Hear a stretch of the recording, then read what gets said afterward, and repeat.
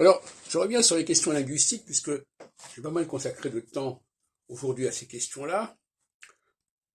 Je crois qu'on avance un petit peu et qu'on voit des failles dans certaines explications. Je vous parlais du fameux E en français.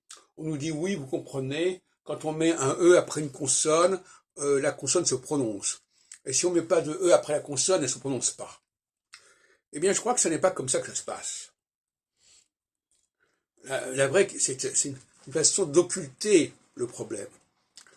Si le sujet est féminin, on a forcément une prononciation globale des mots. Globale, je veux dire sans restriction, sans omission.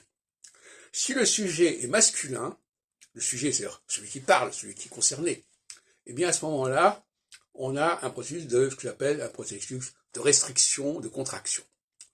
Donc en réalité, cette façon de mettre la question de la contraction ou de l'expression globale sur un problème de grammaire, la présence du E ou pas, c'est une foutaise.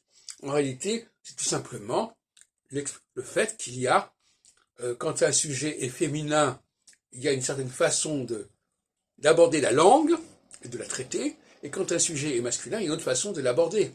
Hein, c'est quand même beaucoup plus sérieux que des questions, ah oui, il y a un E ou un pas. Bon, deuxièmement, je prends le mot grand. Bon. Grand, c'est une forme contractée de grande. Mais ça ne veut pas dire qu'il faut mettre un E à grande. Et ça ne veut pas dire non plus qu'il faut dire grande. Il faut dire grande. Comme diraient les Marseillais. Elle est grande. Parce que la contraction ne vaut qu'au masculin. Donc le en ne doit s'entendre qu'au masculin. Et donc quand c'est pas au masculin, on doit dire grande. Il n'y a pas besoin du E. Le E est complètement inutile. Et les Anglais, eh bien les Anglais, ils ont gardé quelque part le souvenir d'un français qui n'est plus celui que nous avons aujourd'hui. Quand ils disent par exemple intelligent, eh bien ils prononcent le mot au féminin. She's intelligent. Et ils n'ont pas le masculin qui est il est intelligent. Et alors, eh bien, le E, quand ils disent intelligent en anglais, ils ne mettent pas de E pour prononcer intelligent, hein, entre parenthèses.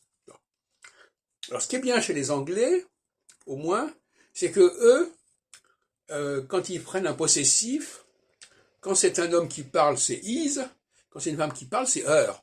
Alors que nous, notre possessif, dans la plupart des cas, il est lié au sexe du mot.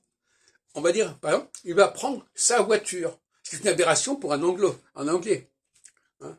Donc, qu'est-ce que ça veut dire qu'est-ce que c'est que ce détournement du possessif qui, au lieu de concerner le sujet, concerne l'objet? Sans commentaire.